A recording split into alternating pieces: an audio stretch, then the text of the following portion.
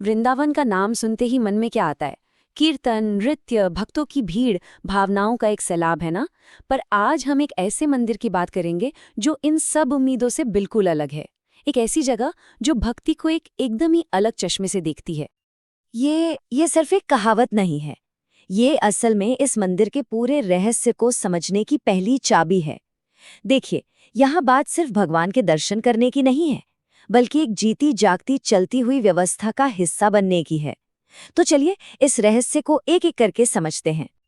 तो सबसे पहली बात, आखिर ये मंदिर दूसरे मंदिरों से इतना अलग है क्यों? और ये फर्क आप देखिएगा सिर्फ नियमों का नहीं है, ये तो पूरे अनुभव का फर्क है।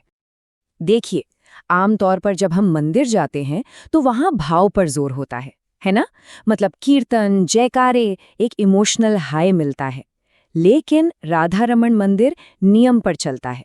यहाँ का मकसद एक पल के लिए जोश भरना नहीं है, बल्कि सदियों से चली आ रही एक परंपरा को बिना रुके शांति से लगातार बनाए रखना है। चलिए अब आते हैं इस मंदिर के दिल पर, यानी श्री राधा रमण जी के विग्रह पर। इनकी कहानी, इनके प्रकट होने की कहानी, वो अपने आप में ही एक बहुत बड़ा रहस्य है। यहाँ एक बहुत जरूरी बात समझनी होगी। ज्यादातर मूर्तियां बनाई जाती हैं और फिर प्राण प्रतिष्ठा करके उनमें देवत्व को बुलाया जाता है, पर स्वयं प्रकट विग्रह का मतलब है कि वो खुद ही प्रकट हुए। उन्हें एक सिंबल या प्रतीक की तरह नहीं, बल्कि एक ऐसे व्यक्ति की तरह देखा जाता है जो हमेशा से वहीं रहते आए हैं। और पता है, ये विग्रह सिर्फ 12 इंच मतलब 1 फुट के बराबर हैं, लेकिन इतनी छोटी सी मूर्ति में जो डिटेल्स हैं वो हैरान कर देती हैं।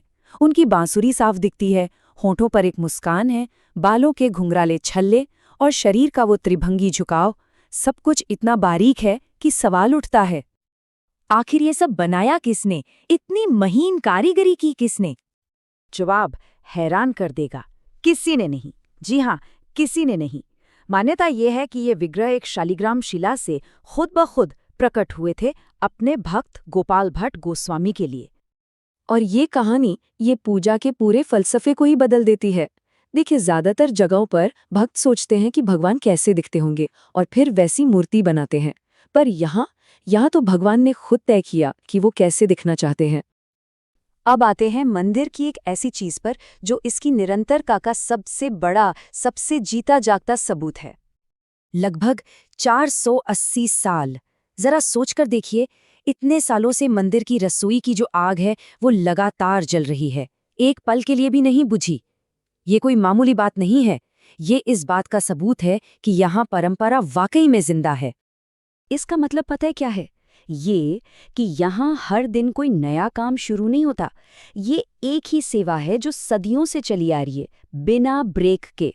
तो जब कोई दर्शन करने जाता है तो वो सिर्फ उस दिन की आरती में शामिल नहीं होता, बल्कि उस 480 साल पुराने अनुष्ठान का हिस्सा बन जाता है। तो ये जो इतनी नियम निष्ठा है, ये जो अनुशासन है, ये आता कहाँ से है? इसके पीछे एक बहुत गहरा दर्शन है जो प्रेम को एक अलग ही तरीके से देखता है। मतलब यहाँ की सेवा वृंदावन की सबसे सख्त सेवाओं में से एक मानी जाती है। पानी का तापमान एकदम नापकर, हर मौसम के लिए अलग तरह के कपड़े, भोग के लिए मसाले भी सिर्फ हाथ से पिसे हुए, बाहर का बना कुछ भी चढ़ता ही नहीं। हर छोटी से छोटी चीज का नियम है। और इस सारी सख्ती के पीछे का फलसफा यही है। देखिए, गौड़ीय दर्शन ये मानता है कि भावनाएं, इमोशंस, वो तो आते जाते रहते हैं, आज हैं कल नहीं, लेकिन असली प्रेम, असली संबंध तो रोज के अनुशासन से, रोज की देखभाल से टिकता है।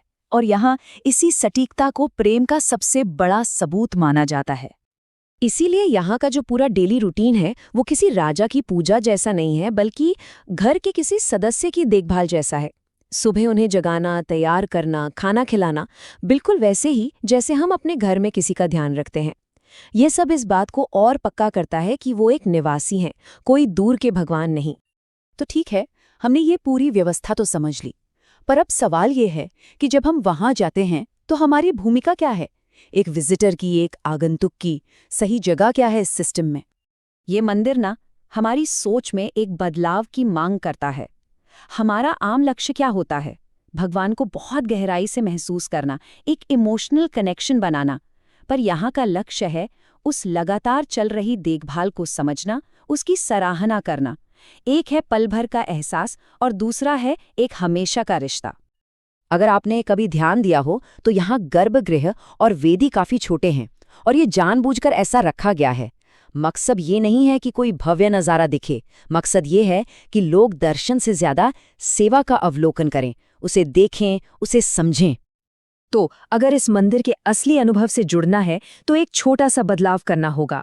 बिल्कुल सामने जाकर भीड़ में से विग्रह को देखने की जगह थोड़ा पीछे खड़े होकर पूरी प्रक्रिया को देखिए, पुजारियों को देखिए, उनके काम को देखिए। ये समझने की कोशिश कीजिए कि ये जीता जागता सिस्टम काम कैसे कर रहा है। और आखिर में ये सवाल, ये सिर्फ राधा रमण मंदिर के लिए नहीं है, ये हर पवित्र स्थान के लिए है कि हम वहां क्या बनकर जाते हैं। एक दर्शक जो बस एक शो देखने गया है, या एक अतिथि जो किसी के घर में पूरे सम्मान और अदब के साथ दाखिल हो रहा है। ये फैसला हमें खुद करना है।